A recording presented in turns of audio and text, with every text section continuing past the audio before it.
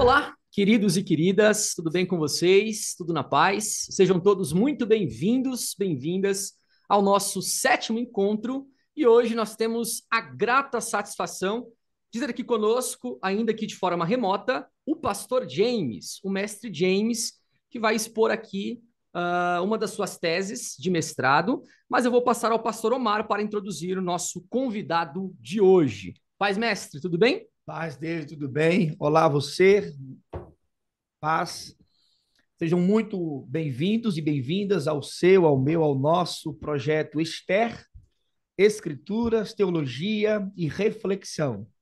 E como já mencionado pelo reverendo David, eu tenho uma grata satisfação de, além de tê-lo como convidado, ter a honra de tê-lo como meu amigo, né? Uma mente brilhante. O James tem uma habilidade, uma capacidade também assim, podemos dizer, de um modo positivo e invejável, e já para que ele possa aí nos presentear, né, com a sua exposição, eu quero aqui fazer rapidamente a leitura de uma mini biografia dele, e logo mais já passamos aí, James, a palavra para você fazer a sua exposição, tá bom? Bem, o James, seu nome, James França Correia dos Santos. Ele é doutorando em Ciências da Religião pela Universidade Metodista de São Paulo, conhecida como MESP. Possui o título de mestre em Ciências da Religião pela mesma instituição, obtido com distinção, summa cum laude, é isso mesmo, né? Em outras palavras, com louvor, em 2022, e é bacharel em Teologia pela UMESP desde 2020. Também teólogo e cientista da religião, sua trajetória acadêmica é especializada em pesquisas no campo das ciências da religião, com ênfase em história e literatura da Bíblia hebraica, nos antigos Israel e Judá. Atualmente, o Jaime ele entrega ativamente o grupo de pesquisa Arqueologia do Antigo Oriente Próximo, a qual também tem o privilégio de pertencer, na Pontífice Universidade Católica do Paraná, a PUC, aprofundando seus estudos nesta área. O Jaime também, suas pesquisas englobam diversas áreas, incluindo hermenêutica de textos sagrados ou textos religiosos, exegese da Bíblia hebraica, história da literatura do Antigo Testamento e arqueologia, com enfoque específico na região do sul do Levante, abarcando a antiga Palestina e Israel. No ano de 2022, o James desenvolveu um projeto de pesquisa voltado para a investigação do mundo do período asmoneu nos séculos 2 e primeiro antes da Era Comum ou antes de Cristo. O êxito na elaboração deste projeto não apenas culminou em sua admissão no programa de doutorando ou de doutorado, mas também resultou na conquista de uma bolsa integral concedida pela Coordenação de Aperfeiçoamento de Pessoas de Nível Superior, a famosa CAPES. Além de sua dedicação à pesquisa, James França Corrêa dos Santos contribui ativamente para o programa de pós-graduação Lato Sensu em Ciência da Religião e Educação da Faculdade Bíblica da Assembleia de Deus, a FABAD, ali de Pindamonhangaba. Ele desempenha o papel de professor no seminário da Adai College, no Instituto Bíblico da Assembleia de Deus, IBAD, na Escola de Educação Teológica da Assembleia de Deus, ETAD, e também é professor conteudista na Universidade Metodista. Além disso, o James ele é autor e vai falar, né, sobre ele, sobre o livro, cujo tema é de Jacó a Moisés, obra que enriquece o campo da história e literatura da Bíblia hebraica. O livro propõe uma análise minuciosa das tradições presentes nos livros do Gênesis e do Êxodo. Ao explorar os ciclos narrativos independentes desses textos, a obra busca desvendar a complexidade resultante de séculos de acréscimos e desenvolvimentos, tanto orais quanto escritos. Obviamente que tem muito mais coisas sobre o James e ele vai estar apto para, como nós falamos no inglês, né? Introduce yourself, ou seja, vai se introduzir a si mesmo. James, obrigado pela tua presença, obrigado pelo teu aceite. A palavra agora é toda tua.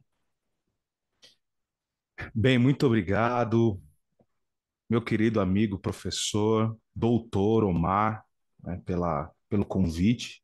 Né, é um privilégio muito grande poder fazer parte dessa mesa neste momento e também ao meu recém-chegado amigo aqui, presbítero David William. Muito obrigado. Eu quero cumprimentar a vocês aí da mesa e também a toda a audiência do projeto Esther, né? Como o professor Omar já antecipou, nós estamos aí em uma busca, estamos aí ainda engateando na pesquisa, estamos aí no doutorado, o Omar já é doutor, concluiu com louvor também, e nós estamos aqui tentando é, é, correr nesse caminho que não é fácil, né, Omar? É, E como ele mesmo disse, nossa trajetória inicia lá na faculdade. Nós estamos desde 2016 estudando. Eu entrei na graduação, da graduação eu já ingressei no mestrado e do mestrado imediatamente eu já ingressei no doutorado, né? Esses anos todos são sequenciais nessa trajetória, né? Eu não tenho uma outra formação antes dessa, essa é a minha formação, esse é o meu período desde 2016. E nesse período que eu venho construindo, né, alguns assuntos relacionados ao Antigo Testamento, né, alguns que culminaram no livro de Jacó a Moisés, assunto da minha dissertação de mestrado, né, orientada pelo professor José Ademar,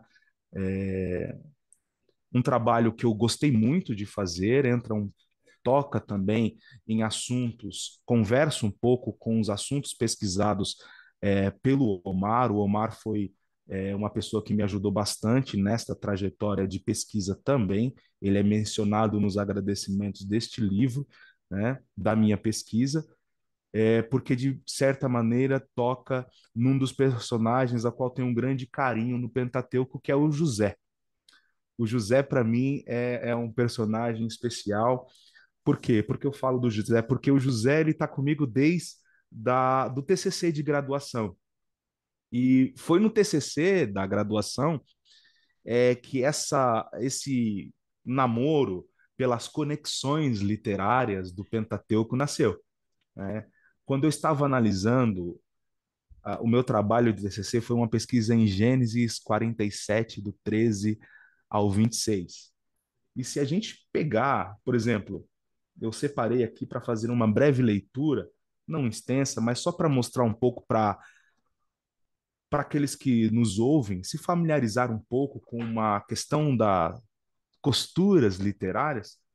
Se você pegar o primeiro capítulo, né, nós sabemos que o Pentateuco, ou a Torá, os 5 primeiros livros da Bíblia, ele estaria dividido em blocos, assim como a pesquisa recente tem apontado. E o livro do Gênesis, ele é dividido do capítulo 1 ao 11, nós temos a história da humanidade e a história das origens, né? Do 1 ao 11, do 12 ao 36, nós teríamos a origem dos patriarcas, do 12 ao 36, e do 37 ao 50, que é o bloco da minha concentração de pesquisa, nós teríamos a história da narrativa de José. Nós temos a história da narrativa de José, que são ali ao longo de 12 capítulos, uma história mais extensa, mais incomum do que a de Abraão, Isaac e Jacó, a história de José, a qual, de certa forma, nós chamamos de narrativa ou novela, por questão técnica de gênero literário, né? Então, de alguma vez você poderá me ouvir chamando a história de José narrada na Bíblia de narrativa ou de novela, a qual eu prefiro chamar de narrativa. Mas se nós pegarmos Gênesis 37, nós temos do capítulo 11, do versículo 11 ao 36, o episódio em que José se encontra com seus irmãos e ele é vendido. Acontece aquele episódio que nós conhecemos que ele é vendido, né? Lá no 31 vai dizer: tomaram, pois, a túnica de José, né? Como nós sabemos, eles mancharam de sangue.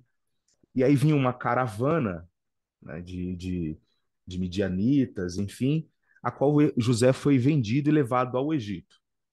Se nós lemos o último versículo do 37, está escrito assim: ora, os midianitas o venderam aos egípcios para Potifar, eunuco do faraó, chefe da guarda. Essa história, ela vai continuar aqui, ó.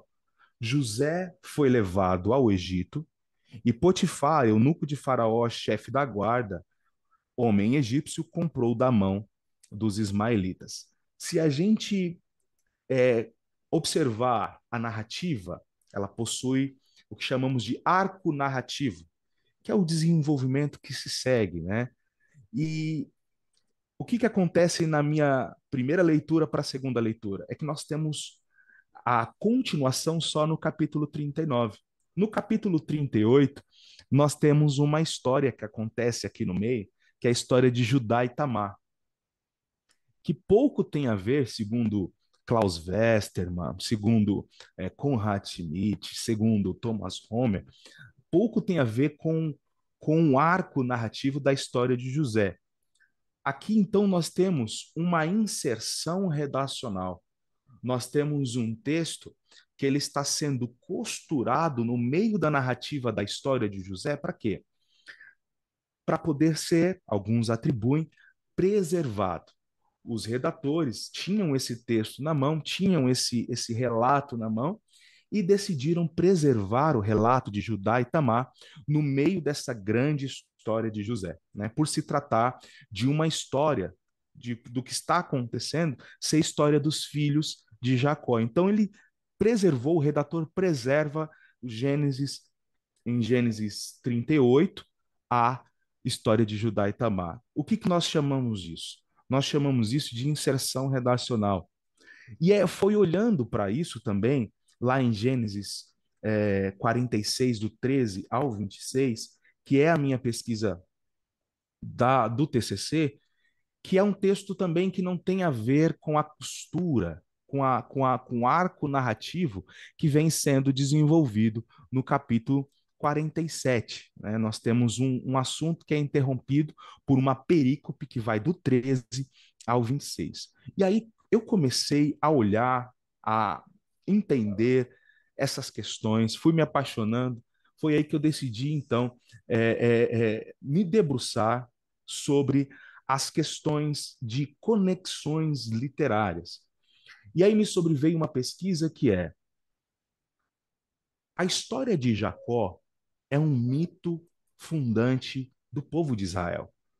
Jacó é um personagem da qual a sua história em si não necessita, por exemplo, da história de Isaac, não necessita da história de Abraão. Em si, a própria história de Jacó, ela já explica, ela dá conta de explicar a origem do povo de Israel. É por isso que alguns atribuem a história de Jacó, a narrativa de Jacó, sendo mais tardia, sendo mais tardia, né, mais antiga do que as histórias de Abraão e de Isaac, né? Por quê? Porque ela, no seu contexto inteiro, ela dá conta de explicar qual a origem, a qual nós chamamos de origem clânico-familiar, uma origem familiar do povo de Israel. Já a narrativa do Êxodo é uma segunda narrativa de fundação do povo de Israel. É um segundo mito de fundação. Nós temos, por um lado, Jacó, e nós podemos falar dos patriarcas, com a origem tribal. Se você pegar a narrativa do Gênesis 12 ao 50, você vai ver que Israel está relacionado com família, filhos, o chefe da família. Você vai ter bastante características específicas desta origem, chamada origem clânico-familiar. Já no Êxodo, nós temos uma origem um pouco mais distinta. O povo é aquele que nasce no deserto e a família é constituída por todo aquele ou aquela que obedece às leis de agora do Deus de Israel, que é Javé. O mais interessante é que em Êxodo capítulo 6 há uma distinção. O próprio Javé, agora, em conexão, vai falar: quando eu me apresentei aos patriarcas, ele está falando para Moisés, aos pais, eu me apresentei como El Shaddai, né? Como Deus Todo-Poderoso. Mas agora, a vocês, eu me dou a conhecer pelo meu próprio nome, né? Que é Javé. Então, nós temos essas duas origens, que a pesquisa vai dizer que são duas origens que caminham justapostas, né? Que são tradições que sobreviveram em locais diferentes, em épocas diferentes, e que num dado momento, em determinado momento, essas origens foram compiladas, né, em uma grande epopeia nacional do povo de Israel. Então, num dado momento, redatores recebem tanto as tradições dos patriarcas quanto as tradições do Êxodo e falam: peraí, nós podemos ser tanto isso quanto isso. Né? E como o texto é o lugar de preservação de memória, nada do que é antigo, né, foi deixado de lado. Né? Se você pegar, essa é uma opinião de Israel Finkelstein, de Thomas Homer, de que o que é antigo, de o que era antigo, sempre era preservado, seja o que foi oralmente, o que foi transmitido oral, textos, tradições, e num final, num dado momento, foi-se compilado uma história, uma epopeia, junto com esses dois mitos fundantes, Jacó e Moisés. E aí entra o X da questão, porque nós podemos dizer, isso aqui faz parte da exegese, da leitura científica da Bíblia, e pode soar um pouco estranho para quem não tem tanto costume. Né? Essas são as ponderações que a exegese tem feito nos últimos anos. Né? Evidentemente que exegese como ciência não está sempre ali em busca de uma verdade absoluta, mas está tratando o texto, está observando o texto, está buscando possibilidades. É por isso que, como ciência, ela pode se dar a mudar, ela não tem o medo de mudar, de eliminar o que falou, porque ela não tende a ser uma verdade absoluta. Nós entendemos que verdade absoluta vem através da fé, e essa nós guardamos dentro do coração. Mas como exegetas e leitores cientistas da religião, biblistas e exegetas, nós fazemos essa leitura, acompanhamos o universo, né, da crítica textual, da crítica literária, a fim de também participar com alguma voz, a partir daqui do Brasil, sobre essas questões que são desenvolvidas em diversas partes do mundo, principalmente na Europa, em Israel e nos Estados Unidos. Tá? Então, essas são tradições, a princípio, distintas, que caminharam distintamente e o Pentateuco, o texto a qual conhecemos hoje, teria sido um processo redacional tardio, né? Tardio é mais próximo da gente, antigo mais distante da gente, de um redator que pegou essas tradições e costurou, né? Costurou tradição com tradição. E a minha, a minha hipótese de pesquisa dentro da dissertação de Jacó a Moisés é que a narrativa de José, a história de José, que também é uma narrativa que caminhou com tradição diferente, que foi criada como uma novela da diáspora, né, da diáspora judaica, em um ambiente longe de Israel. Num dado momento, ela foi utilizada para servir como ponte entre Jacó e Moisés. Então, eu analiso, a princípio, a narrativa de José. O meu primeiro olhar sobre a narrativa de José é como ela se deu ou como ela acontece como uma narrativa independente. Quando eu falo narrativa independente, é sem a Bíblia, a parte da Bíblia. Como que ela teria acontecido, como ela teria desenvolvido, e na própria pesquisa, e essa pesquisa também está no livro, a narrativa de José ela teria sido desenvolvida ao longo do tempo, né? Até chegar da forma final como conhecemos ela também.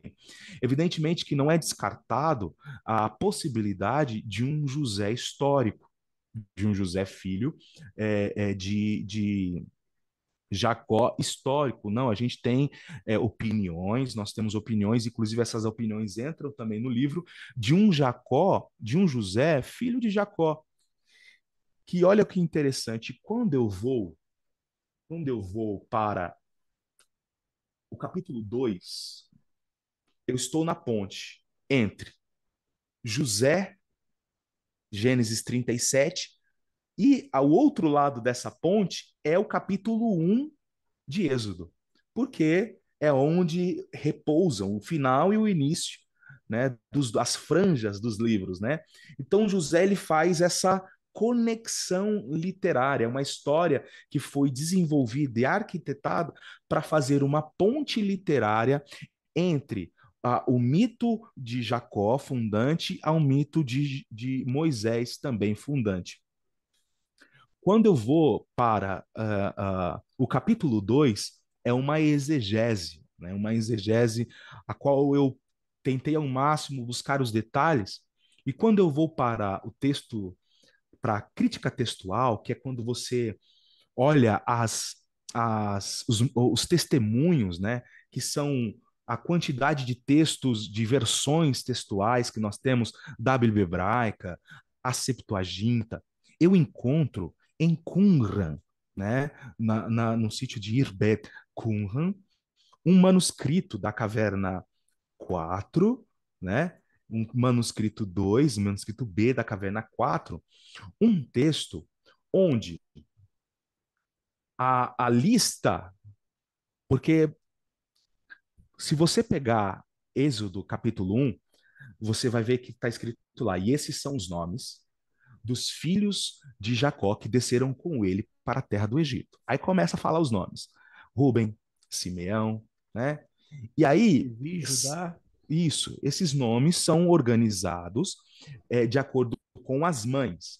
Quando chega em Benjamim, José não está ao lado no nome ali de Benjamim na nossa Bíblia. Você pode abrir em Êxodo capítulo 1, você vai ver que o Êxodo 1, 2, do 1 ao 7 ali, você vai ver que o nome de José, ele é colocado depois da lista dos nomes, né? Com adendo, em forma de adendo. José, porém, estava no Egito. Para dar essa conexão de que José tinha descido antecipadamente aos filhos, porque em Gênesis José desce primeiro do que os filhos.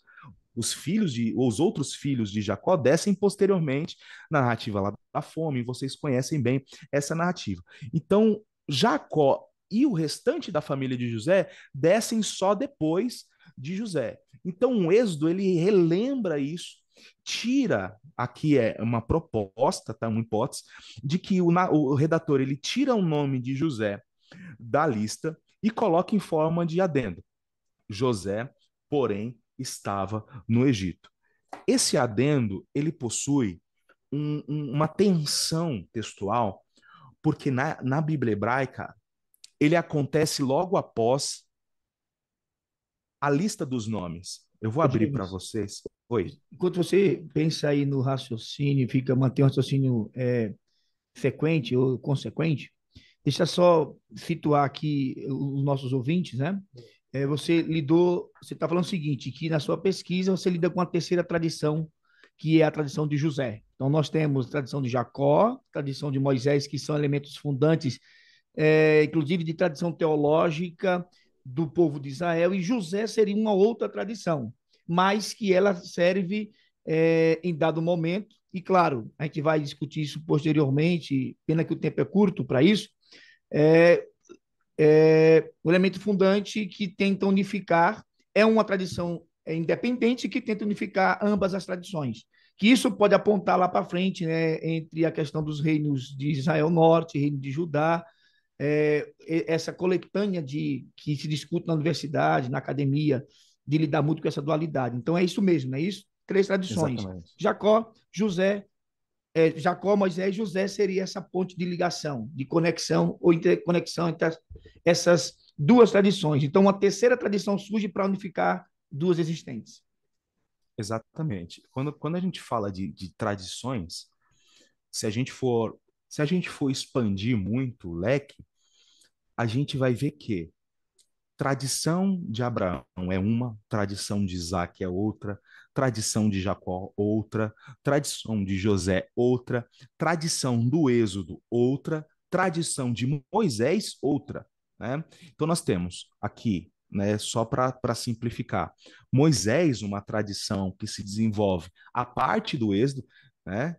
A tradição sobre Moisés, a tradição, e eu falo isso no terceiro capítulo da minha dissertação sobre a tradição de Moisés, né? A tradição do Êxodo, a tradição de José e a tradição de Jacó. Vamos ficar com essa por enquanto, que é o que faz parte do enredo da nossa fala, né? Que são tradições que se desenvolveram em grupos distintos e que em algum momento tradições foram costuradas ao texto, foram inseridas ao texto, tá? E como eu vinha falando, logo na abertura do Êxodo, nós temos no capítulo 4, 5, está escrito assim: os descendentes de Jacó eram ao todo 70. E aí vem o adendo: José, porém, estava no Egito. Essa Bíblia que eu acabei de ler, ela segue o padrão da Bíblia hebraica Stuttgartense, né, a partir do manuscrito P19A, né, de Leningrado, que é, primeiro tem o total de filhos de Jacó, isso no texto está escrito, e o total de filhos eram 70, e aí vem um adendo. José, porém, estava no Egito, porque José não está mencionado na lista dos nomes dos filhos de Jacó lá em cima, né? Na Septuaginta é invertido. Acaba a lista, José, porém, estava no Egito, e aí vem é, e foram 70, e no caso, na Septuaginta fala que foram 75 pessoas que desceram com é, Jacó para o Egito. Essa tensão ela é ampliada ainda mais quando eu leio o manuscrito da Caverna 4, o manuscrito B da Caverna 4, que está legível, está de forma legível, e consta o nome de José na lista dos nomes ao lado de Benjamim, e não consta José, porém, estava no Egito. Né? E tem um comentário muito interessante do Thomas Homer sobre Moisés, né? Está em francês esse comentário, a qual ele indica que esse pergaminho pode ser uma evidência de uma proto, o que eu vou falar? Uma proto-costura literária que ainda não tinha a narrativa de José. Então, nós estamos falando de uma ponte. Imagine uma ponte que, primeiro, ela é. Vamos pensar num texto que está em desenvolvimento. E nós temos etapas na elaboração desse texto. Então, primeiro, nós temos o capítulo 46 de Gênesis, que fala que Jacó desceu para o Egito com seus filhos. Isso por si só, o fato dele descer, já coloca a família de Jacó no Egito, e aí você já tem, então, uma conexão para a família que se desenvolve lá para depois ter o êxodo. Então você já tem essa protoconexão.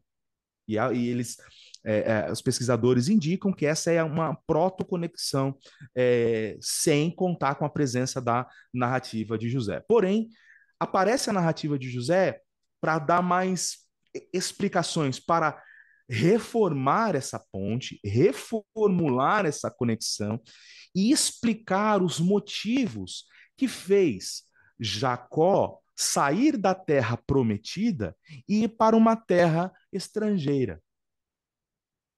A história de José, então, ela dá respostas a essas indagações que poderiam ficar em aberto. Mas por que, então, que Jacó, por livre e espontânea vontade, decidiu sair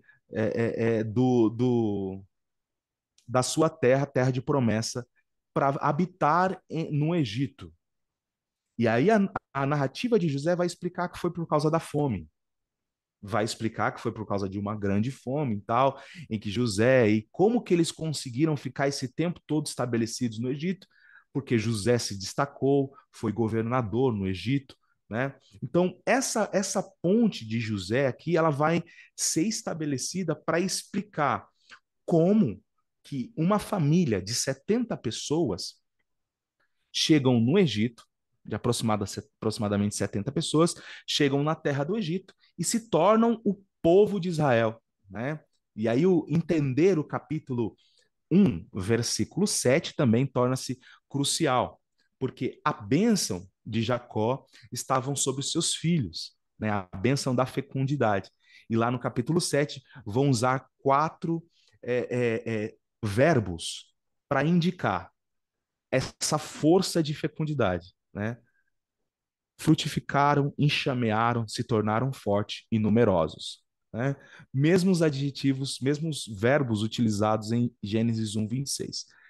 Então, essa conexão ela acontece, eu faço um comentário de todos essas nuances, e quando nós chegamos no capítulo 3, nós temos o personagem que entra, né, assim, abruptamente na história, né? De repente nós temos um Moisés, né? De repente nós temos um nascimento, nós temos do 1 ao 7 na narrativa do Êxodo, nós temos a família de Jacó descendo, ali rapidamente Moisés morre, a história de José é abafada, é eliminada, não se sabe mais nada sobre ele. Vem, depois da morte de José, do 8 ao 14, uma narrativa de opressão que prepara o caminho para a narrativa das parteiras. A narrativa das parteiras, por sua vez, prepara o caminho em conexão para a narrativa da matança. Essa opressão após a morte de José são fragmentos que estão conectados para preparar o nascimento de José.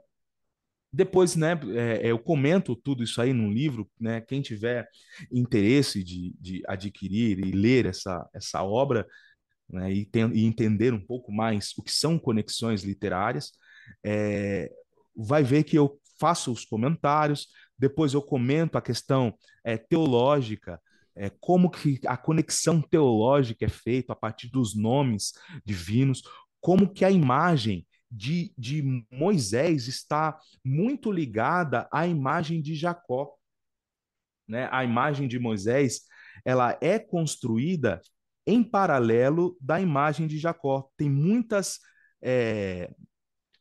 nós encontramos mais de 7 ou 8 paralelismo entre as duas narrativas. Então, são mesmo, de fato, conexões literárias para quê? Para fazer sentido no texto, né? Para tornar essas narrativas o que nós conhecemos hoje, a grande epopeia, né? O grande mito fundante do povo de Israel, que também justifica a terra como sua, sendo terra da promessa, o Deus Javé como sendo seu, a teologia, a história, o tripé, né, o ethos, a ética e a étnica, que é o tripé judaico até os dias de hoje, vem dessa construção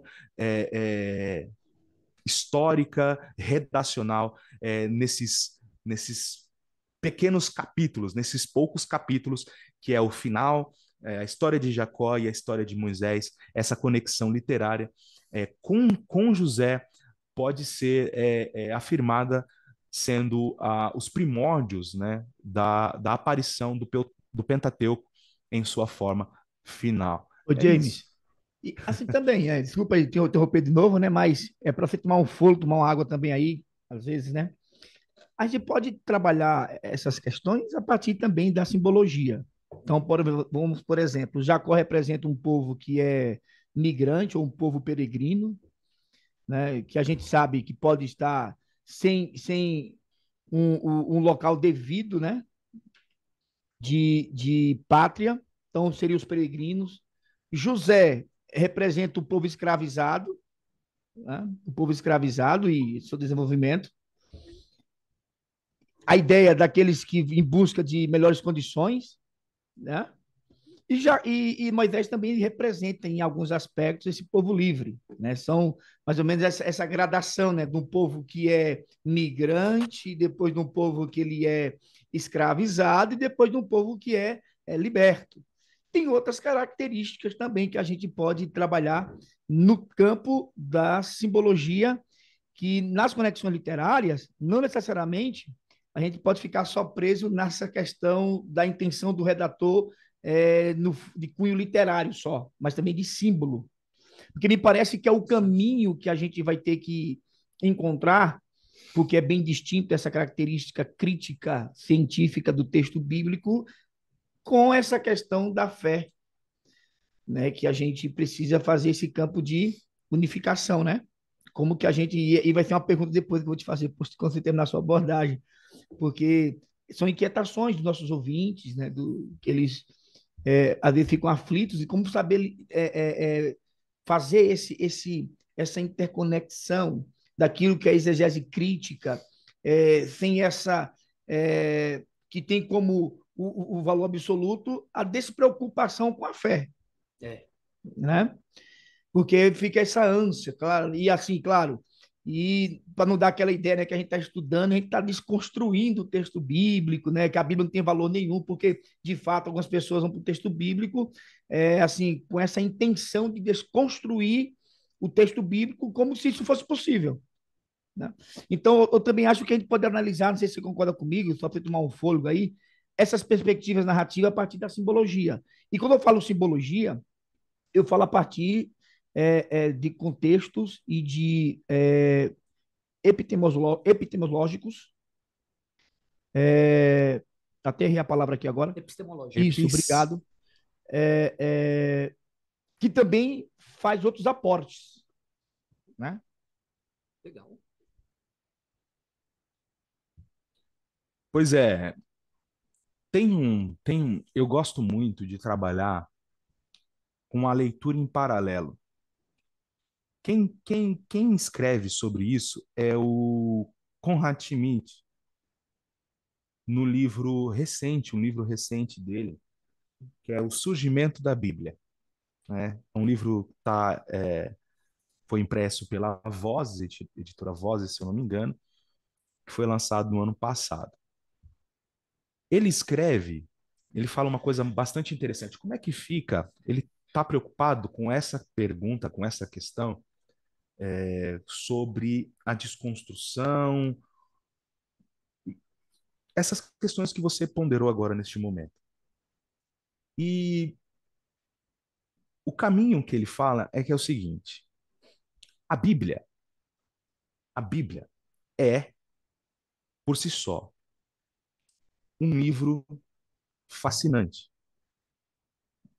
E a Bíblia, ela não é o que é porque o ser humano fala alguma coisa sobre ela. O que ele fala? Não há nada que eu fale em elogio à Bíblia que abone ela mais do que ela é.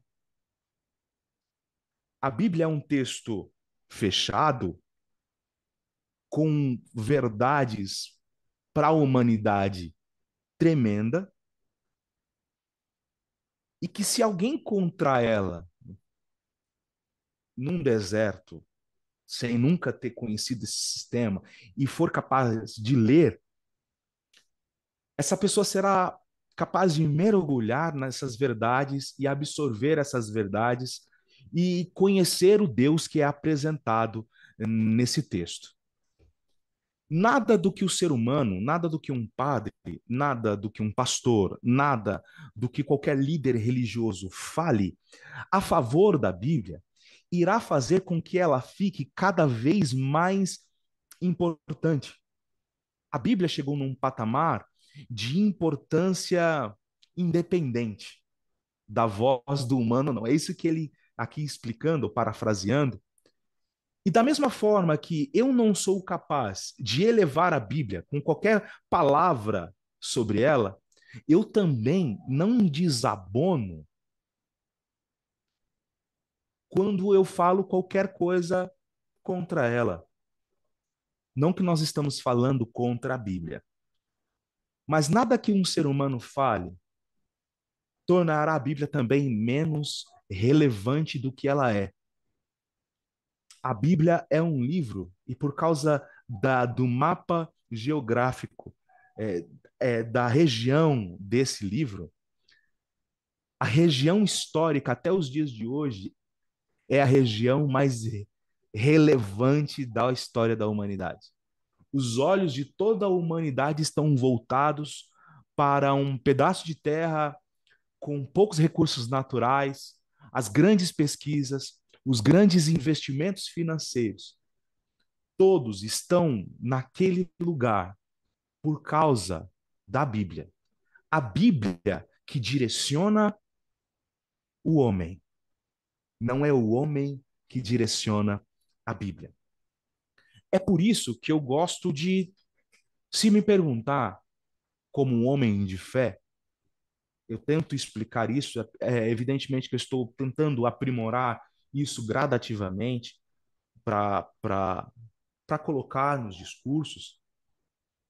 Eu acredito na Bíblia mediante a fé, ipsis literis, e todas as palavras que estão escritas ali, do jeito que estão escritas. A partir da minha fé. A fé traz para mim o conceito de verdade absoluta.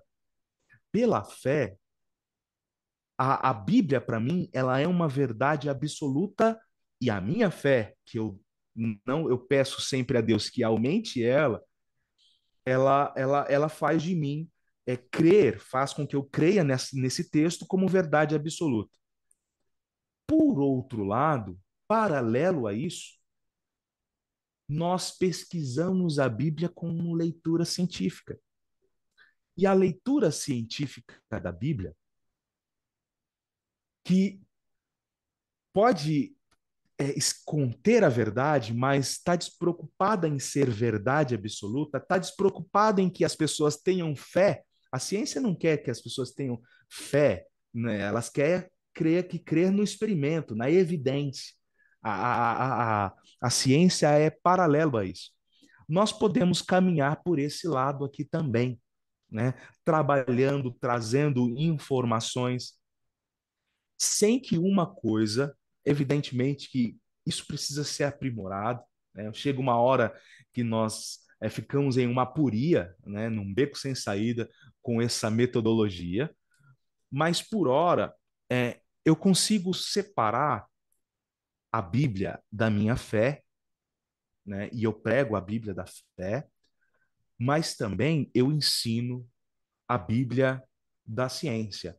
E o que eu mais acho interessante é que durante muitos séculos, a grande hipótese documental que transformava a Bíblia em origens de documentos distintos, o javista, o sacerdotal, o documento eloísta, o documento do deuteronomista, o deuteronômio, isso ruiu, isso não existe mais, né? Então, o que eu estou falando aqui, uma descoberta pode levar a ciência para qualquer lado completamente oposto a esse que eu estou apresentando aqui. É igual um exemplo, abro parênteses nessa fala, sobre cientistas que divergem sobre comer ovo. Uns falam que comer ovo é bom, outros propõem que comer ovo faz mal, Tomar e em café. época tomar Tomar café. café, né, tomar chá, beber muita água, beber água quando está com sede, enfim, toda essa divergência que tem na ciência também está na leitura científica da Bíblia, porque ela não está preocupada em ser verdade. Aonde ela é verdade? No ambiente da nossa fé. E é aí que eu não abro mão. Se a gente for discutir com Bíblia na região da fé, a cobra falou, enfim, tudo isso. Né? Tudo isso, ipsis literis, do jeito que foi. E pronto, não tem fé. Né? Ah, mas a fé é cega. Não, se a ciência modifica a todo momento, então eu prefiro manter a fé num texto que foi inspirado pelo Espírito Santo para manter, porque ela me leva ao Deus e ao Deus Todo-Poderoso. Lembrando que o texto fala, eu sou o Senhor teu Deus que não mudo, né? E a sua palavra não muda. Então, a própria palavra de Deus, ela é imutável e nós cremos assim, já a ciência, ela muda. Mas como o Omar bem disse, o professor Omar, quanto mais a gente mergulha nos óstracos, nos tablets, nas estelas, nas escavações, nas camadas textuais, nas pesquisas de séculos e séculos e séculos, mais a gente encontra evidência de uma Bíblia absoluta que nunca precisou, sabe, de defesa, que, a sua leitura em si ela é completa, né? E para todos aqueles que precisam de evidência, esse é o grande perigo, né? A fé, ela não precisa de evidência científica, porque se a nossa fé estiver baseada em evidência científica, nós não temos fé, porque se você crer em determinada, tem aí a hipótese que mistura a criação com o Big Bang lá me ajuda aí do designer inteligente, Uhum. né? E agora isso muito bonito, essa mescla, essa transição, essa costura entre ciência moderna e narrativa cosmogônica e toda essa coisa, e de repente você fica fascinado com isso. De repente surge alguém que critica veementemente o design inteligente, apresentando fundamentos claros e nítidos contra essa hipótese. Se sua fé que está baseada numa evidência científica agora está sendo ameaçada e você tende a não ter fé mais. Logo, a nossa fé ela não precisa e não pode, não deveria estar baseada em evidências científicas. E repito, como o Omar bem lembrou, a cada dia que passa, a ciência tem revelado mais de que ipsis literis, a história da narrativa bíblica é a própria evidência das origens, das nossas origens e também de onde viemos, que é do nosso Deus. Jamie, olha, assim, a gente ficaria aqui o dia todo, a noite Com toda, certeza. conversando, isso é muito Bom, importante, porque, assim, esse é um espaço, inclusive, democrático, e não tem como viés, professor James, doutor James, o questionamento fortuito, sabe? Não temos aqui a prerrogativa e não é o nosso propósito aqui contrariar as pesquisas, mas simplesmente colocar ao nosso público, por isso que é escritura, teologia e reflexão, é trazer do campo acadêmico esses pensamentos. E por quê? Porque a gente confunde muitas vezes o objeto da nossa crença. O objeto da nossa crença. Eu vou fazer uma pergunta que se eu estou falando, o David não está falando. O David está só pensando, vai fazer uma pergunta para você aqui agora, meu amigo, você vai ver. Quando faz pergunta, é só para deixar a gente tô só me amarrado. alimentando aqui, coisa Ó, boa. Eu queria esse amendoim aqui com manteiga você aqui, ó. já, Deixa eu pegar você, você já até falou sobre isso, Jamie. Eu quero que você amplie um pouco aí, falando sobre o teu livro. A gente não tem tanto tempo assim, infelizmente, mas você falar um pouco do livro, que já é do trabalho, terminar um pouquinho desse terceiro capítulo que você começou a falar e eu te interrompi. E aí você fazer também, né? Você já até falou, mas de maneira até resumida ou mais prática, como que o ser religioso, e aqui eu coloco religioso, né, na perspectiva do Rudolfo Otto, do Miss Eliade, é, agora não me lembro agora do nome, vou lembrar aqui, do Galimberti, que a gente unifica nessa nossa questão da fé com. Porque há quem diga, James, que quando você estuda a Bíblia cientificamente, isso não te dá, por exemplo, para ser o que nós somos, um cristão de vida prática. né? Ele disse que não é possível isso acontecer. Uhum. Né? E, na verdade, eu sou defensor contrário. Se você já percebe, eu não lido muito com esse dualismo e os binarismos que a academia lida, né? De sempre trabalhar com os antagônicos, com o que é diferente, porque eu compreendo que quando eu dou ênfase ao que é diferente, isso nos distancia.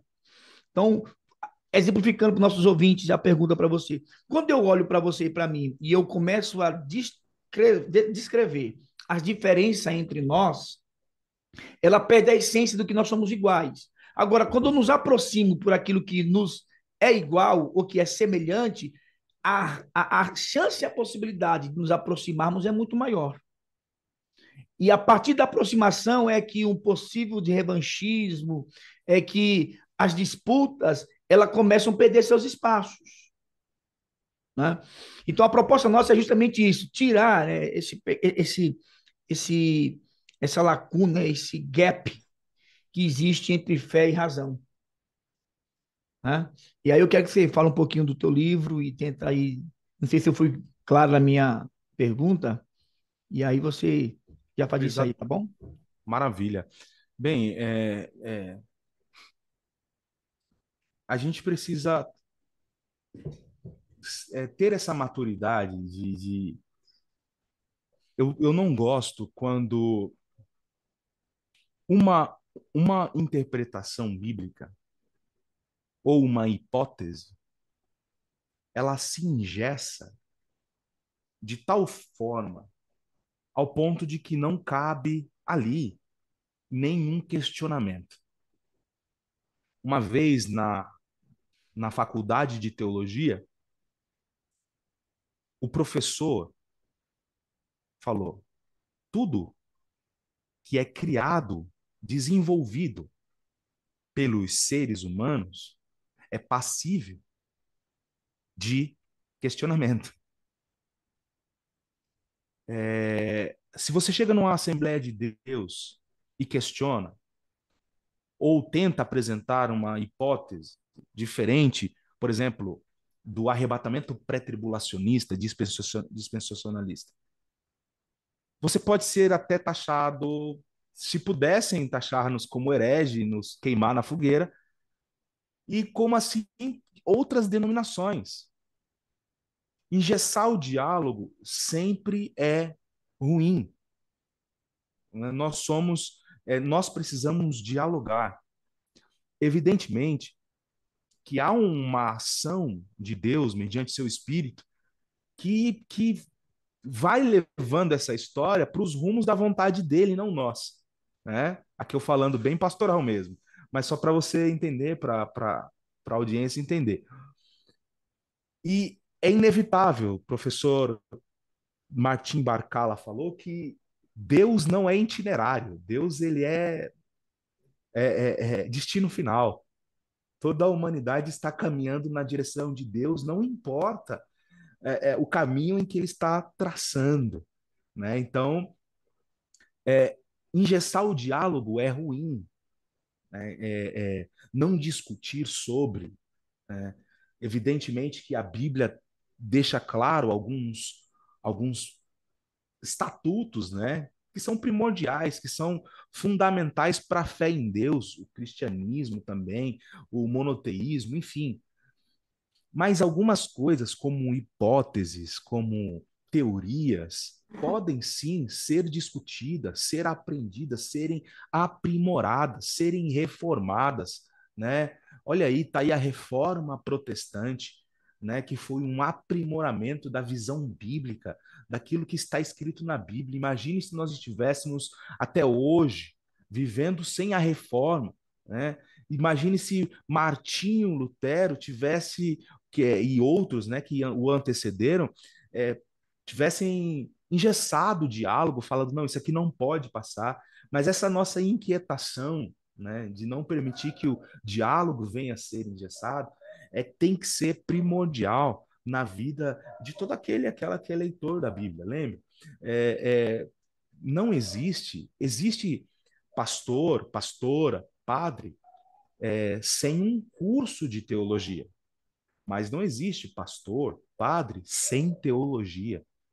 tudo que nós fazemos dentro do contexto religioso envolve, e aí estou falando do contexto religioso a partir do texto bíblico, envolve teologia, né? E esse diálogo teológico precisa acontecer sempre, não em forma de debates acalorados para que não leva a lugar algum, mas em forma de reflexão, de andar junto, de entender, né?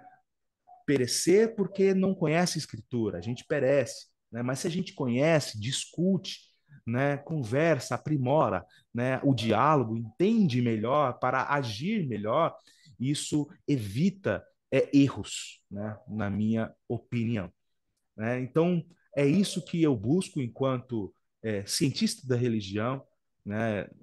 Não quero agora levar todo esse diálogo para dentro do púlpito, para cima do púlpito é desnecessário, mas muitas coisas eu levo, muitas coisas eu aprendi que dá para aprimorar o diálogo, né? Minha cabeça também não é essa coisa estanque, eu também tenho os meus dogmas na minha cabeça, todo mundo tem alguma coisa que é engessada, de qual não abre mão, isso também é normal, continue assim, mas nunca trave o diálogo comunitário, nunca sempre esteja aberto a ouvir, a participar em comunhão, né? E sempre pedindo auxílio daquele que nos inspira, a fim de que venhamos tomar as melhores decisões, ainda mais se for relacionadas à sua própria palavra, certo? Então, esse é um pouco do meu trabalho, do nosso trabalho, Omar, que a gente desenvolve junto, evidentemente, que o Omar também, que nós somos dessa mesma seara.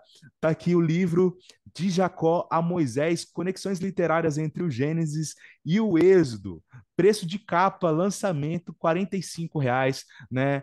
Eu creio que vai estar aqui na descrição desse vídeo aí.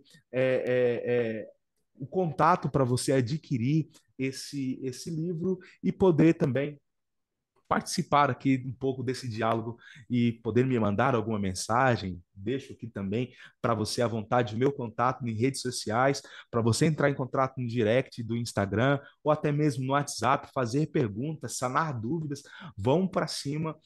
Bíblia é bom demais, nunca pare de refletir sobre a Bíblia. Antes da Show pergunta de do bola. David, tá? Ele respondeu já? Tem Não, presciência, parece, pastor? ô, James, para convites, palestras, se depois deixar seu contato, quer falar aí também sobre, Isso aí. eu aconselho, o James tem uma capacidade, assim, vocês já perceberam, né? Nata, ele lida muito bem com questões das línguas originais, especialmente do hebraico, né? Manipula muito bem, mexe muito bem. E aí vocês que tiverem, o James é pastor de uma igreja também, né? E certamente tem disponibilidade para palestras e convites, né, James? Sim, deixa aqui o contato, né, toda a audiência do Projeto Esther, que quiser convidar para aulas, palestras, pregações, né? Enfim, eu sou pastor aqui em Diadema, uma igreja por nome de Manancial de Vida, uma igreja é, pentecostal, de tradição pentecostal, né? E nós estamos aqui ajudando, pregando o evangelho também, ministro em igrejas também, e eu sou, né, assim, falar aqui de tradição pentecostal, né? A gente gosta, né? Enfim, vocês já entenderam aí. Muito bom, muito bom. Pastor, o senhor, na verdade, respondeu a pergunta que eu faria aqui ao senhor em relação a essa conexão, até onde a gente pode considerar ser oportuno essa discussão dentro do cenário eclesiástico, mas o senhor já respondeu aí de forma muito direta, né? Muito obrigado. Posso anunciar aqui os nossos patrocinadores, Omar? Deve, Opa! Nós queremos agradecer mais uma vez aqui a Music Móveis. Se vocês não conhecem, quase impossível não conhecer a Music Móveis aqui em Bugaçu, né? Nós queremos agradecer o pastor Noé, a nossa irmã Líbina e o Silas. Music Móveis tem ali instrumentos musicais e também móveis. E tem o cupom Esther. Se você quiser comprar, antes conversa com a gente aqui, vamos falar com o pastor Noé e vamos dar um descontinho, né, pastor Omar? Opa! Cupom Esther. Então, vamos deixar na descrição desse vídeo aqui e visite lá a loja Music Móveis. Coisa boa e barato, viu? Se ouvir e dizer lá, for lá na minha turma, falar, olha, eu ouvi lá no projeto Esther, Isso você aí. tem desconto garantido na hora, tá certo? Muito bom. James, eu particularmente quero te agradecer, eu ficaria aqui o tempo todo te ouvindo, é muito bom te ouvir. David, obrigado também. Obrigado, Marzão. James, suas considerações finais, mas obrigado pela tua participação, Muito pela bom. tua explicação. Eu estou esperando o meu livro chegar, tá? Você ficou de mandar os dados, então me manda, porque eu preciso, né, do livro, é bom para a gente crescer. E eu sei que os teus livros e os teus conteúdos, eles são enriquecedores, faz a gente pensar. Tá bom? Muito, muito obrigado. Minha gratidão a Deus pela sua vida. Obrigado, pastor. Excelente exposição aí. Deus abençoe, viu? O senhor tem esses segundinhos, minutinhos finais aí para as suas considerações finais. Muito obrigado. Foi uma satisfação enorme participar dessa mesa, né, com o meu amigo Dr. Omar, né? Para quem não sabe, eu encho bem o saco dele, né, pedindo ajuda. É um homem também com uma capacidade cognitiva fora do normal, né, e tem uma habilidade também com leituras, uma sensibilidade com a leitura acadêmica também, que eu gosto bastante de sempre que eu posso, né, pedir o auxílio dele, né? O pós-doutorado dele vai em caminho do meu doutorado, né? Eu já estou aqui com um monte de pergunta para fazer aí para ele através do e-mail, viu, Omar? Você não deixe de me responder, porque eu estou ao vivo aqui, ó, falando, Testemunhas aqui, ó, aqui. testemunhas. Muito obrigado, presbítero David, Amém. pela companhia também, pelas reações. Obrigado pelo carisma também, por todas as palavras de carinho dirigidas a mim. Sou grato também por esse espaço, Projeto Esther aí. Muito obrigado a toda a audiência, que vocês possam ser abençoados, abençoadas com esse período de conversa que nós tivemos aqui nesse espaço. Muito obrigado. Amém, amém. Obrigado, pastor. Parabéns aí pela exposição, viu? Deus abençoe.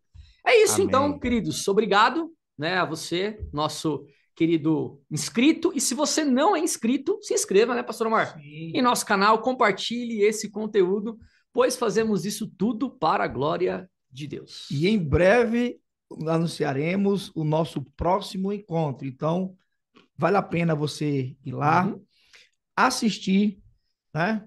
E se inscrever no nosso canal, tá bom? Isso aí. Forte abraço, até a próxima. Deus abençoe a todos. Fiquem na paz.